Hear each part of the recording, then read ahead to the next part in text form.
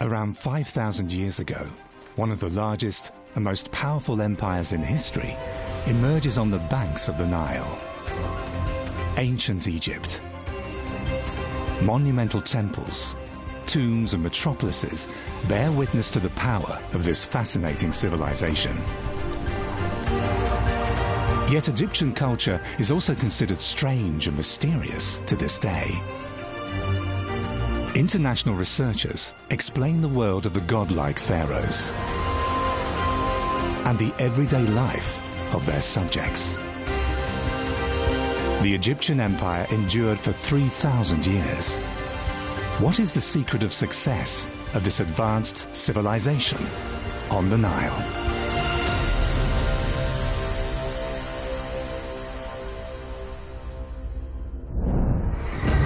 They are the heirs of Alexander the Great, among them the most famous queen of antiquity.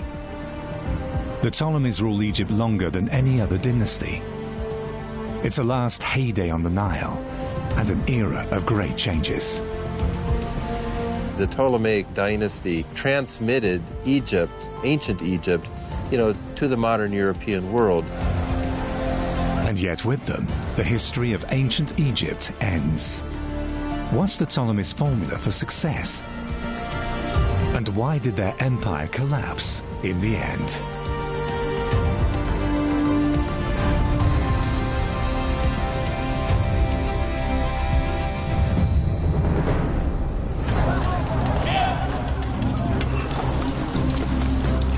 In 333 BC, the young ruler of Macedonia, Alexander III, challenges the Persian king Darius.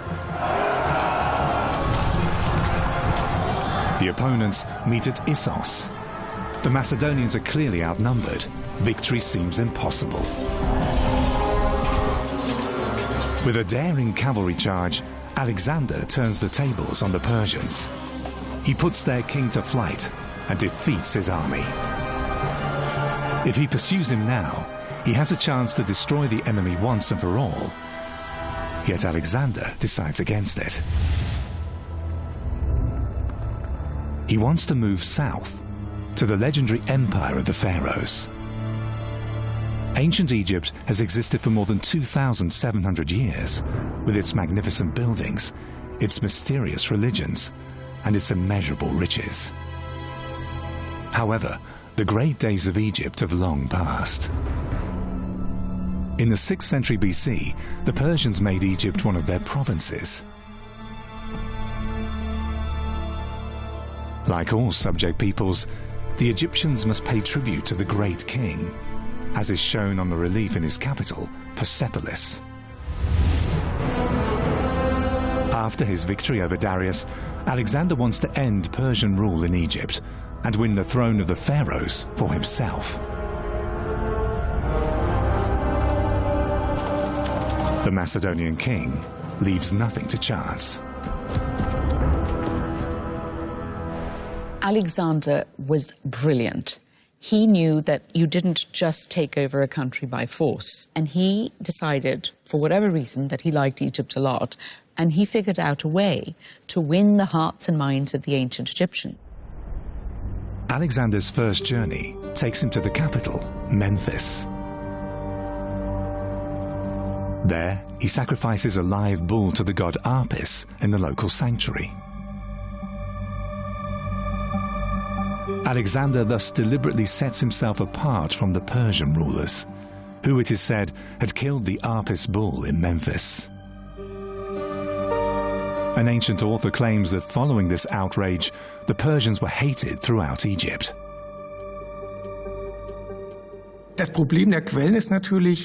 problem is that these texts were written in retrospect, so the victors are portrayed in a most positive light. Especially Alexander the Great, who ended Persian rule over Egypt, is shown as a shining hero, so it's a bit difficult to evaluate the Persian period appropriately.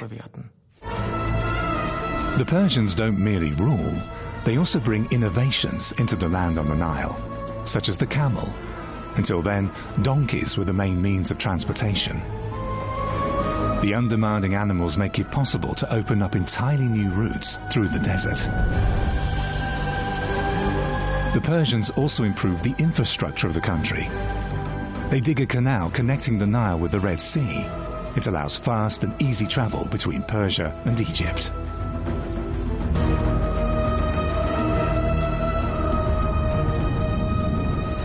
Alexander has even bigger plans for the newly won country. During an inspection trip from the Nile to the coast, he recognizes what Egypt is missing: an ocean-going port. And so he founds a city on the Mediterranean coast bearing his name. He chooses the location carefully. Alexandria was founded by Alexander at a most favorable strategic location, with harbors to the Mediterranean Sea, but also a good connection to the inland via various waterways. And he certainly also founded the city with a view to create a hinge between rich Egypt and the rest of the Mediterranean basin. And Alexandria fulfilled this function just wonderfully in the period that followed. Alexander plans the city himself. The port is crucial. A causeway to the island of Pharos creates two protected basins, one for the navy, one for the merchant fleet. A canal is built to connect the city on the Mediterranean Sea with the Nile Delta. Soon after founding Alexandria, Alexander sets his sights on a new goal. It's a decision that remains a source of speculation to this day. From Alexandria, he sets out on a journey with his closest companions. The men cover almost 600 kilometers. Their destination is a legendary place, the oasis of Siwa in the middle of the Libyan desert. The oasis lies far from trade and travel routes, on the edge of the then known world. In spite of that, Siwa is famous. It's one of the three most prestigious oracle sites of the ancient world. Oracle sites played an important role in classical antiquity. It was common to go there and ask for advice before making important decisions. And that's exactly what Alexander the Great did at Siwa. Oracles have a long tradition in Egypt. During the Old Kingdom, rulers consult the vulture goddess Nekbet. During the New Kingdom, an oracle saying of Amen legitimizes the rule of Queen Hatshepsut. The common people asked the gods for advice during a bark procession. Ramses I and his namesake successors turned to the god Ptah. The Ptolemies adopt the tradition and turn to the legendary Imhotep.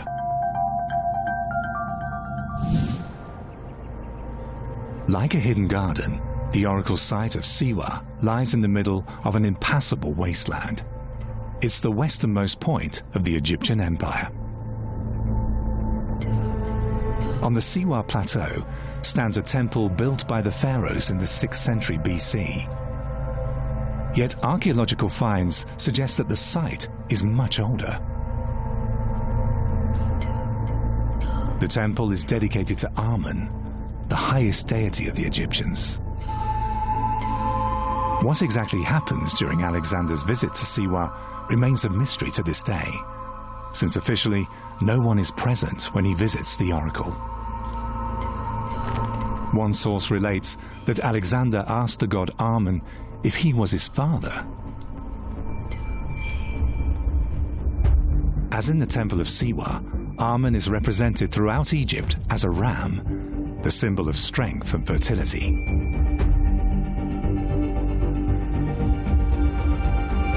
The Greeks later adopt the ram's horns of Amen as an attribute of their supreme god Zeus. And so, Zeus Ammon emerges, the oracle god with ram's horns. Yet, why is Alexander II depicted on coins with the ram's horns? When he leaves the oracle, a priest is already waiting for him, greeting him as son, saying that Amen had instructed him to use this form of address. Alexander is supposed to have said that he had heard what he had wanted to hear. On his trip to Siwa, the Egyptian priests thus attested to the Macedonians' divine lineage. At least, that's how the sources relate it. So how much political calculation was behind Alexander's trip to the oracle? His going to the oracle of Ammon might have been a whim, but it probably was a whim rooted in political strategy and intelligence. So when he went there and he was hailed as a god king, I'm sure he probably knew that that was going to happen. And this was, in fact, the easiest and the most straightforward way of becoming king in Egypt and making the Egyptians have a sense of loyalty towards him. In Siwa, Alexander achieves two goals. He has a godlike position confirmed for him, and he secures a pharaonic throne.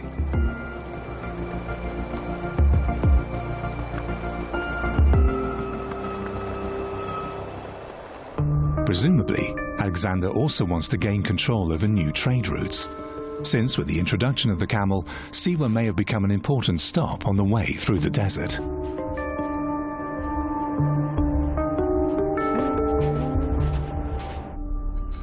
After his return from the oasis, Alexander reorganizes Egypt's internal structure.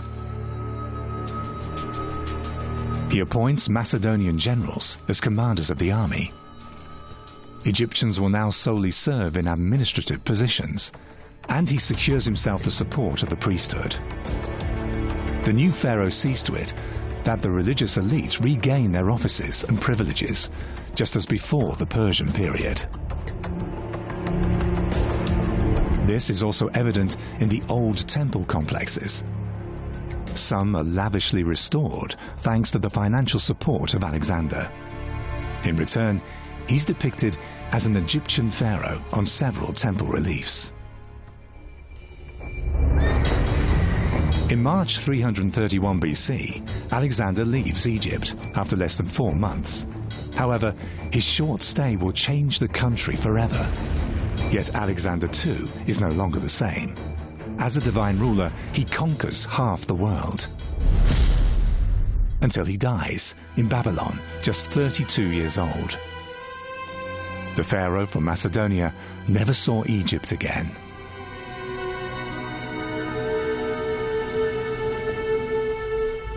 The death of Alexander shakes the world.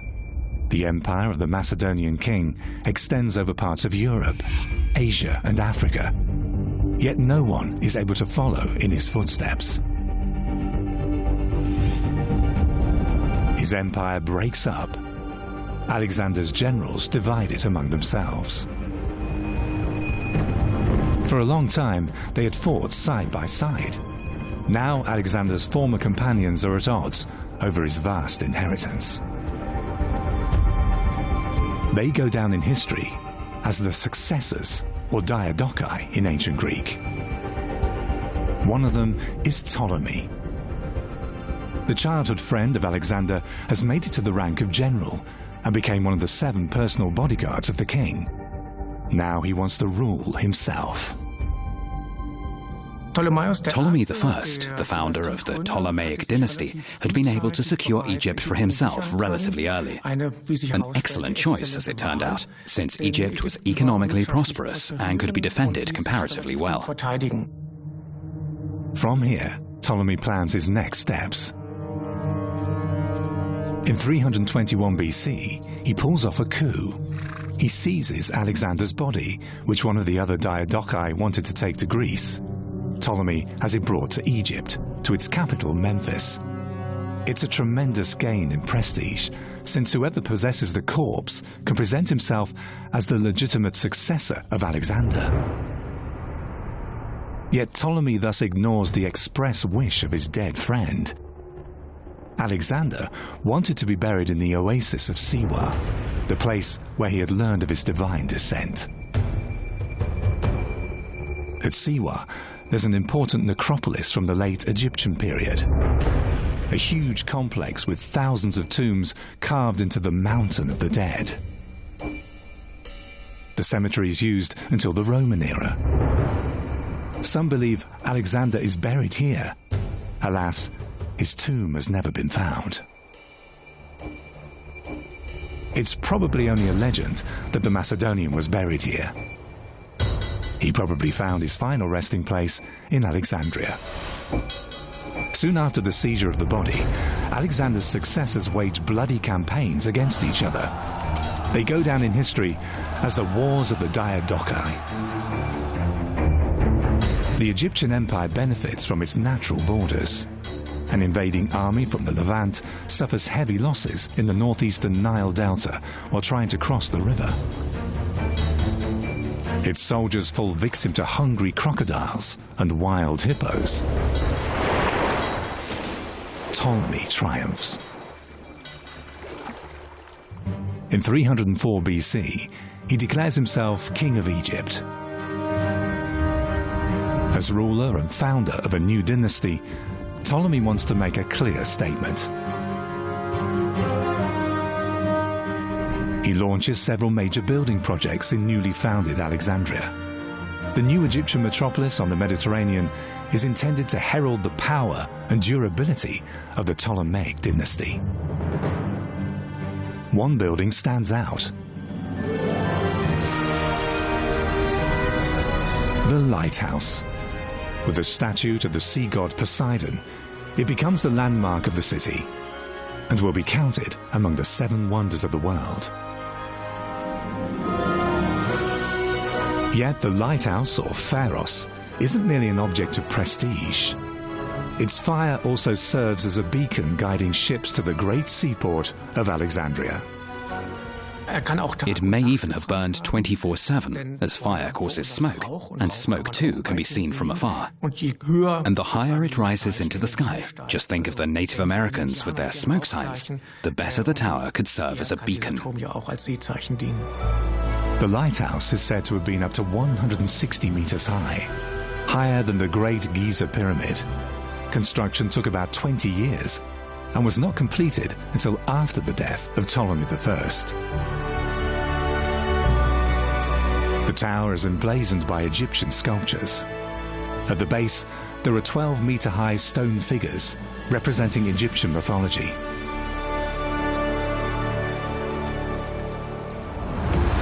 Where there was once a lighthouse, now rises a 15th-century fortress.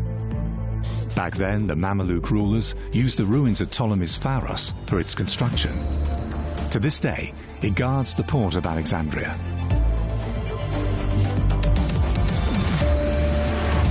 Almost all traces of the ancient city have disappeared. Layer after layer, Alexandria has been built over. It's now Egypt's second largest city, urban, cosmopolitan, with a colourfully mixed population. A legacy of antiquity. Alexandria was also very cosmopolitan.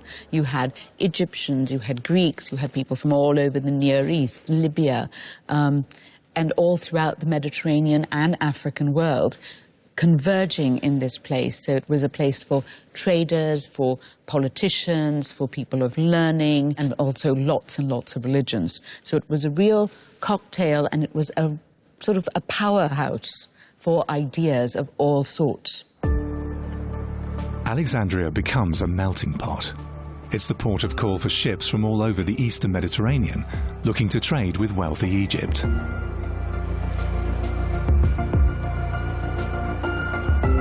It's a new experience for the empire of the pharaohs. People from various regions of Europe flock to the country and find a new home in Alexandria. The ancient metropolis shows a distinct Greek influence, yet also Jews, Thracians, and other ethnic groups settle in Egyptian Alexandria. In the southeastern part of the city, the Ptolemies build a temple, the Serapeum. Here they worship Serapis, a hybrid deity that combines Greek and Egyptian characteristics. Creating new gods is typical of Egypt. You can always create a new god, since everything around you is divine and so can be redefined, an idea that is highly unusual outside Egypt. The remains of the Serapeum can still be seen in Alexandria today, a final testament to the heyday that began with Ptolemy I. When the ruler dies in 285 BC, at the age of over 80, he leaves behind an empire that's economically, politically, and militarily stable. His son, Ptolemy II, continues his father's policy, posing as a Hellenistic king, yet at the same time taking care to be a good pharaoh for the people and to involve the Egyptian elites. The country on the Nile benefits from this open policy.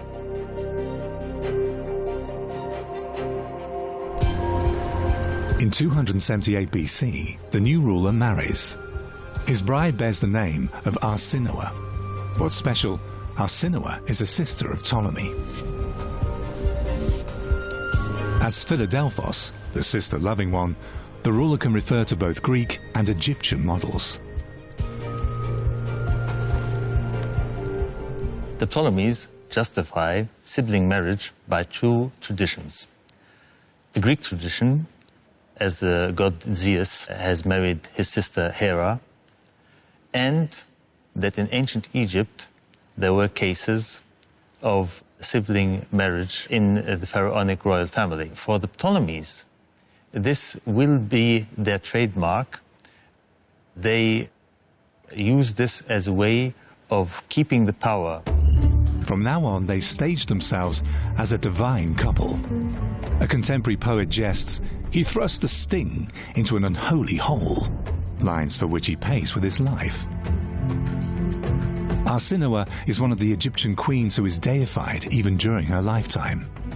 She's highly influential at court and heavily involved in Egyptian politics. Arsinoe establishes the tradition of strong Ptolemaic women. Her images have immortalized a special trait of the dynasty. The Ptolemies are characterized by the fact that they all have very large eyes. This may have been a stylistic feature to emphasize the eyes as an image of the soul. But there are also interpretations that suggest that the Ptolemies actually had a genetic defect, which may have intensified from generation to generation, similar to the Habsburg lip. The medical term for the pathological protrusion of the eyeballs is exophthalmos.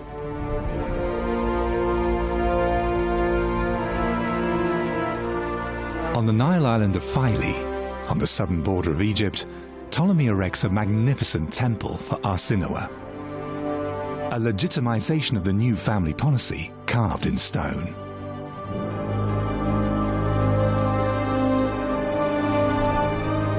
On reliefs of the temple, Arsinoe is depicted as Isis. In Egyptian mythology, the goddess marries her brother, Osiris. A clear message from the new ruler to his people. As a warlord, Ptolemy II fulfills all expectations. The fleet protects the coasts of the empire. The Egyptian Macedonian army wages its campaigns far beyond the borders, against the Seleucid Empire and other rivals. Under the Ptolemies, an overseas empire emerges with numerous bases in the eastern Mediterranean, in the Levant, on Cyprus, in Asia Minor. Long-distance trade brings new prosperity. And the Ptolemies renewed the strategic traffic route connecting the Red Sea with the Nile Delta, a forerunner of the Suez Canal. The waterway built by the Persians had silted up over time. Now it's repaired with the help of a complex system of locks. It's a stroke of genius by Ptolemy's engineers. The Ptolemies revitalized the old Suez Canal that connected the Red Sea to the eastern Nile Delta. They secured the sea routes on the Red Sea by creating an entire series of cities. And in the 2nd century BC, they succeeded in establishing a direct sea route to India. Ancient sources relate that Ptolemy sends an envoy to the empire of the Indian emperor Ashoka. Contacts with the subcontinent had existed since the time of Alexander. In return, Ashoka sends monks to Egypt to lecture on the teachings of Buddha, a dialogue of religions across continents. The Ptolemies also developed the Egyptian hinterland. The Fayum Basin south of the Nile Delta is considered the vegetable garden of Egypt, after the pharaohs had had the swamps drained. Now the Ptolemies settled their army veterans here. Greek engineers succeed in tripling the area under cultivation. Thanks largely to new techniques that greatly improve the millennia-old methods of irrigation. One of the most important inventions is the water wheel, called Noria in the Orient. It can carry water upwards, so that it can then be channeled through canals to areas previously dry, creating new arable land.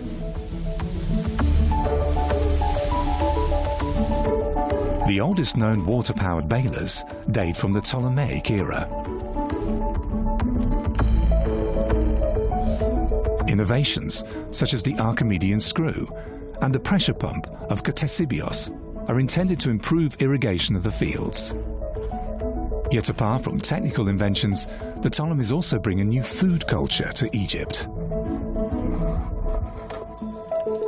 One of the traditional crops is emmer, an ancient specimen of grain Egyptians used to make bread and beer.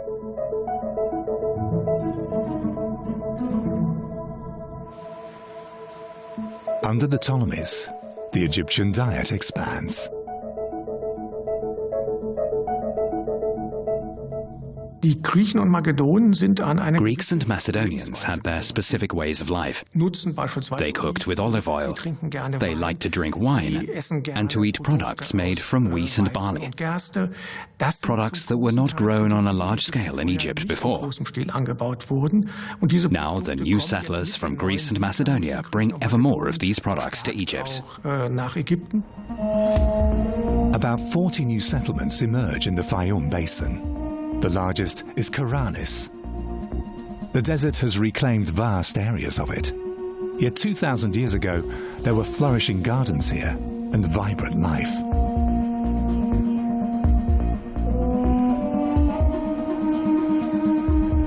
The famous mummy portraits of Fayum, pictures of the deceased painted on their sarcophagi. They date from Roman times, yet the deceased were descendants of Macedonian settlers. In the arid climate of Egypt, the portraits with strikingly individual features have survived exceptionally well. The rich yields of the Fayum Basin provide not only food for the population, but also high tax revenues.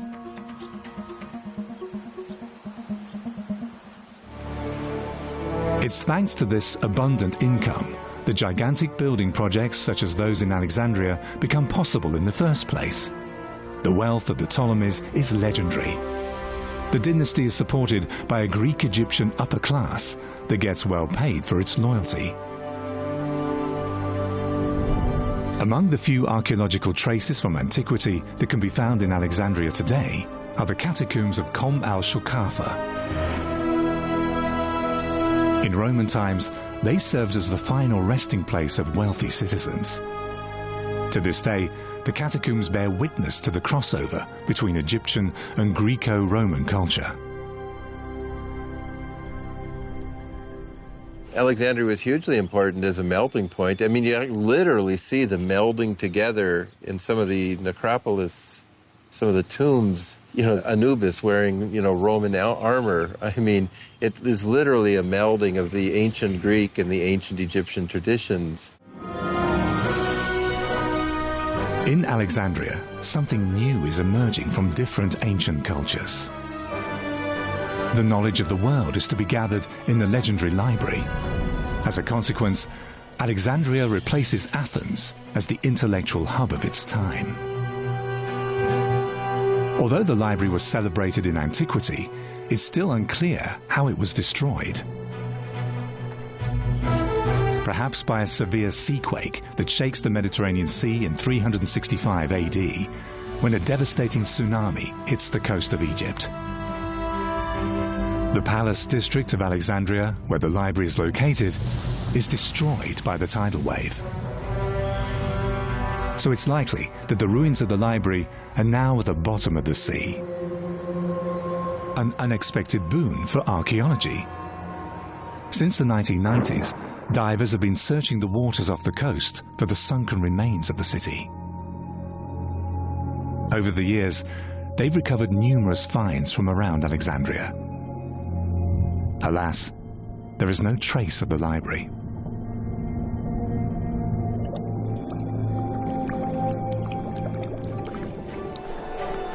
It must have been a building complex of impressive size. Before its destruction, the library gathers as many as 700,000 scrolls under its roof. All works are written down on papyrus, most of them in Greek, some in Hebrew or in Egyptian. The writings cover the known fields of knowledge of the time: mathematics, medicine, philosophy, and the natural sciences, with an emphasis on astronomy. Science is a passion of Ptolemy II. Alexandria's scribes produced the world's first library catalogue to keep track of the vast material, which is supposed to grow continuously, even by resorting to tricks. The Ptolemies were quite obsessed by their magnificent library, and in fact they were very clever about getting books. Of course, they sent people out to buy them, but if any ship came into the harbour, they had it thoroughly searched, and they took away all the scrolls, and they had them copied, and then they gave the copies back to the people and kept the originals, so they always had the first edition. In Alexandria, Jewish scholars translate the Torah into Greek for the first time, laying the foundation for the Old Testament.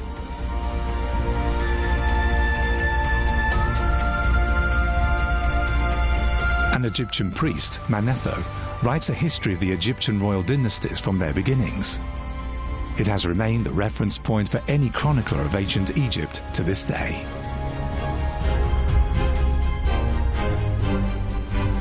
The work of Manetho is lost. However, we know excerpts by later historians. These excerpts were the basic source for early Egyptology. Even today, Egyptologists use the dynastic scheme introduced by Manetho. His division of 30 dynasties over a period of almost 3,000 years remains a key guide to Egyptian history. Although much of his information is disputed today, his work remains invaluable. Commissioned by the Ptolemies, the historian emphasizes the age of the Egyptian Empire. His counting of dynasties ends with the conquest of Egypt by Alexander the Great.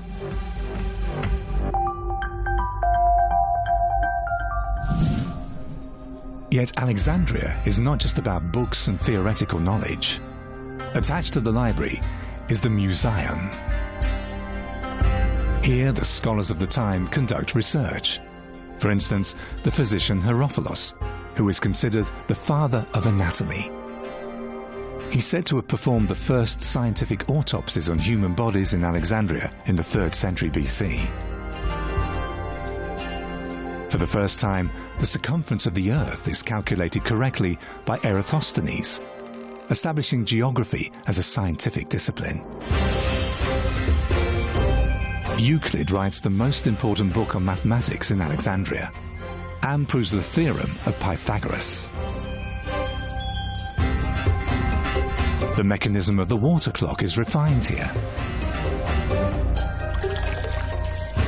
As for research, Alexandria keeps its pioneering status for centuries. In the 2nd century AD, the scholar Claudius Ptolemy conceives the geocentric view of the universe. Alexandria may be a multi-ethnic city, yet there are limits to cultural exchange. Alexandria is one of the big centres of Hellenism, a think pool in the truest sense of the word, where things are rethought. So actually something very exciting. However, this Hellenistic tradition of thought didn't incorporate the Egyptian tradition of thinking. The coexistence of cultural and intellectual traditions is shown by a world-famous find from the Ptolemaic era, the multilingual stone of Rosetta. In 1799, a soldier in the army of Napoleon in Egypt happens to make a chance find. Some 20 years later, it provides the crucial clue for deciphering hieroglyphics. The trilingual inscription makes it possible to decipher the hieroglyphs, which, like the letters of the alphabet, stand for sounds. The first hieroglyphs that can be deciphered add up to a name: Ptolemy.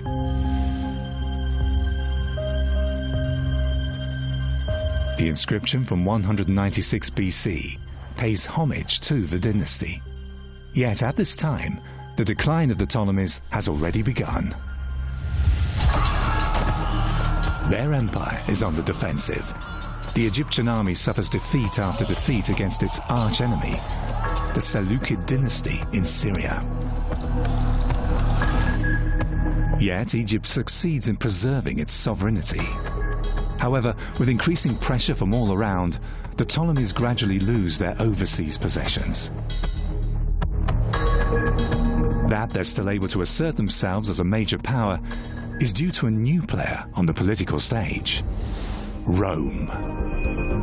During the 3rd century BC, Rome ascends to the first rank of Mediterranean powers, eliminating rival after rival. After losing 2 wars, Carthage's role as an eminent power ends in 201 BC. Rome is now the leading political power in the Western Mediterranean and turns its gaze to the east. The seemingly unstoppable rise of Rome yields an unexpected advantage for Egypt and the hard-pressed dynasty of the Ptolemies.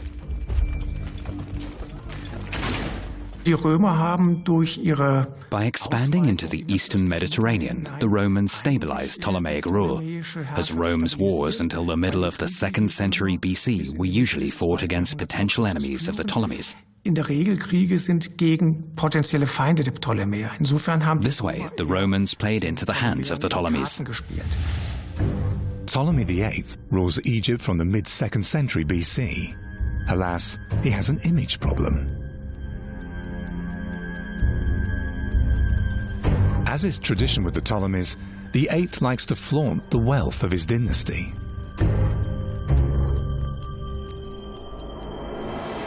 Yet while the pharaoh presents himself as the successor of Dionysus, the Greek god of wine, he has scholars and intellectuals expelled from Alexandria.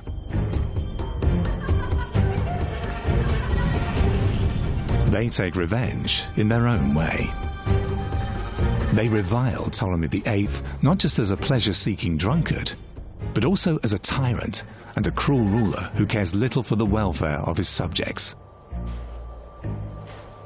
Many Ptolemies acquired positive, well-sounding bynames. Ptolemy VIII called himself Euergetes, the benefactor. However, this was turned into the opposite by the Alexandrians, who called him Kakagetes, the malefactor, or simply Physcon, the fat one. The 8th Ptolemy becomes infamous for a cruel family drama. He marries his sister, rapes his niece, marries her, banishes his sister, then is himself driven out of Alexandria by his ex and takes brutal revenge. They have a child together, Memphites. Ptolemy, who was in Cyprus at the time, succeeds in luring him over to the island and kills him, cuts him up, and sends the package to his sister in Alexandria as a birthday present. Horror stories like this are of little help in stabilizing the rule of the Ptolemies. Therefore, good relations with Rome are all the more important. The influence of the Romans in Egypt, however, the Senate is still reluctant to annex Egypt. The wealth of the country on the Nile could lead to internal strife in Rome and destabilize political order. Relations with Alexandria, however, remain close. In 134 BC, Ptolemy VIII receives a Roman delegation in his capital. It becomes a true clash of civilizations. While Ptolemy proudly presents the splendor and luxury of his empire, the ascetic military leaders of Rome see it merely as a sign of decadence and moral decay. Egypt's future seems uncertain. All the more so since the Nile floods repeatedly fail to materialize. According to Egyptian belief, it's a sign that the pharaoh doesn't find favor with the gods. There are some promising approaches that try to link climate phenomena with economic developments, but also with domestic political developments in Ptolemaic Egypt. Since the Ptolemies, like all Egyptian kings before them, were held responsible for the proper rise of the Nile, this could very quickly create domestic problems for any ruler. To climate researchers, Greenland is an important place. Here they can take samples from the kilometre-thick ice sheet. The ice cores are a kind of climate archive. They document long-term developments, but also natural disasters to the year. In 2020, researchers make a surprising discovery in a layer of ash. They find out that in 43 BC, during the final phase of the Ptolemaic Empire, there was a huge volcanic eruption on an island off Alaska. The enormous cloud of ash causes global climate change. In East Africa, the summer monsoon shifts south. As a result, the Nile River carries too little water. There are crop failures and famines, a well-known phenomenon in the history of Egypt. The unification of the empire takes place in 3000 BC during a period of drought. The end of the Old Kingdom also coincides with the drought period. A drought accompanies the third intermediate period, as well as the invasion of the Persians in the 6th century. For Egypt's rulers, each of these crises is fatal. So the people faced a problem which the pharaoh could not solve. In such cases, the system did no longer function properly, and distrust of the ruling house set in. A distrust that triggers revolts. These are crises that she, too, has to deal with. Cleopatra. The Ptolemaic dynasty ends with her. Yet, unlike her immediate predecessors, she tries everything to avert the downfall of the Egyptian empire.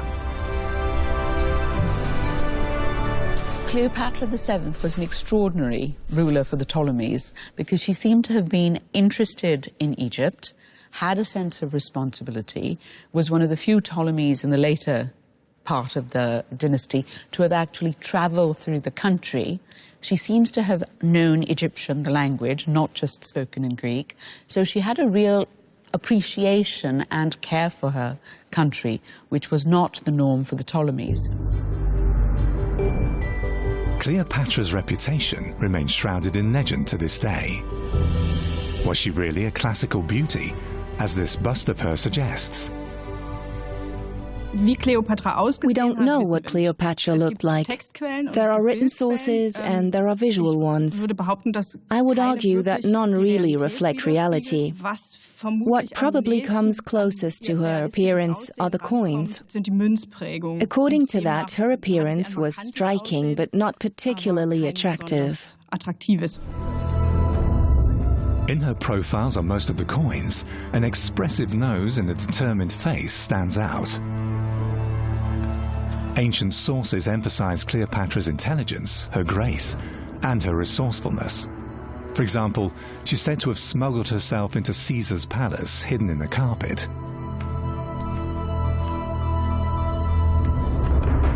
Cleopatra asked the Roman for help in the throne dispute with her brother, a risky gamble with the most powerful man in the world at the time.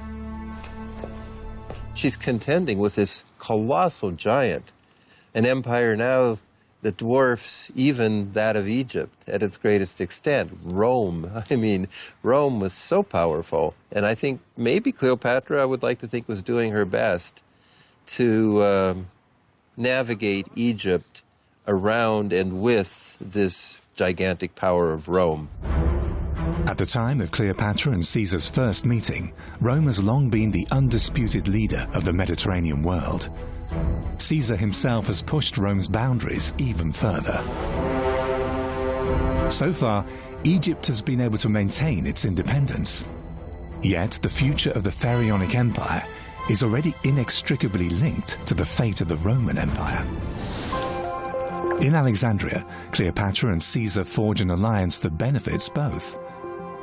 Thanks to Caesar's intervention, Cleopatra becomes the sole ruler of Egypt.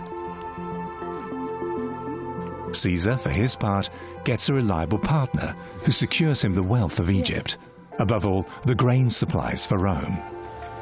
When Cleopatra becomes pregnant by Caesar, the alliance seems sealed. Her political methods were certainly unconventional, and that includes her relationship with Caesar. She had a child with him, so there must have been a kind of personal relationship. However, there certainly were bigger issues at stake. It's obvious that behind this partnership, there were some definite political intentions on both sides. Yet Cleopatra's plans fall apart when Caesar is assassinated in Rome in 44 BC. The queen must now protect herself and her son, the heir to the throne, and prevent falling victim to internal Roman politics.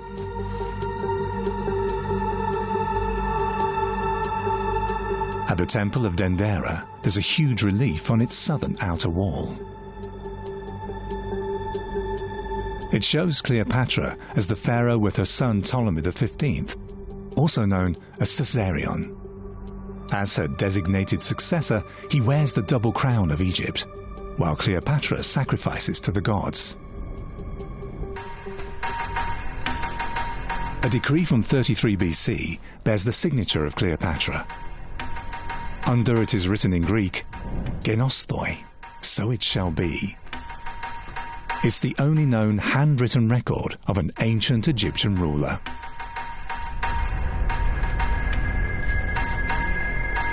Cleopatra is determined to secure her power, and thus the continuation of the Egyptian empire. The realm of the eternal gods and godlike pharaohs, with a proud past of 3,000 years.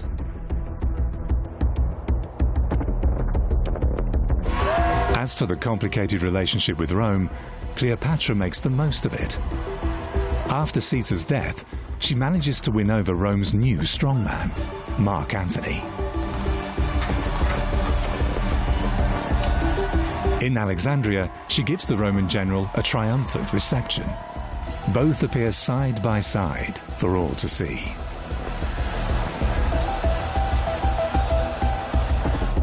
Antony even has coins struck carrying their double portrait. In Rome, Cleopatra is labelled the whore of the Nile, which is quite to the liking of one man, Octavian, Caesar's adopted son. He was once an ally of Mark Antony, now they're deadly rivals. Octavian declares war on Egypt. In 31 BC, the forces clash. In the naval battle of Actium, the Egyptian fleet suffers a catastrophic defeat.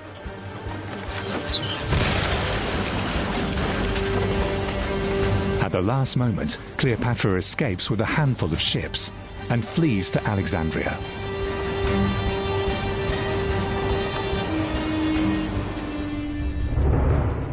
The pharaohess knows that all is lost. Like her lover, Mark Antony, she sees only one way out: suicide. That she kills herself by the bite of a snake probably belongs to the realm of legend. Yet most researchers agree that she resorted to some sort of poison. With Cleopatra's suicide, the history of ancient Egypt as a sovereign state ends. Cleopatra VII gambled with high stakes and lost. Actually, no ruler at that time would have been able to stand in front of the Roman supremacy. Pharaonic Egypt had outlived its time, and its structures were no more able to continue. In 1996, divers find ruins that may belong to Cleopatra's palace in the harbour of Alexandria. But does ancient Egypt ultimately perish with Cleopatra? With the death of Cleopatra VII, Ptolemaic rule ends, but that does not mean the end of pharaonic Egypt. Since the Roman emperors, who subsequently integrated Egypt into the Roman Empire, also have themselves portrayed as pharaohs in Egypt, and they continue the building projects the Ptolemies had initiated. He's the first to step into Cleopatra's shoes. Octavian, the first Roman emperor and pharaoh, later called Augustus the Exalted. He makes Egypt his personal province. Due to its abundant grain resources, the land on the Nile is an important backstop to his power. All future emperors will do likewise. Thanks to the fusion of Greek and Egyptian culture, the Ptolemaic dynasty leads Egypt into a final period of glory. When this balance breaks, their era comes to an end.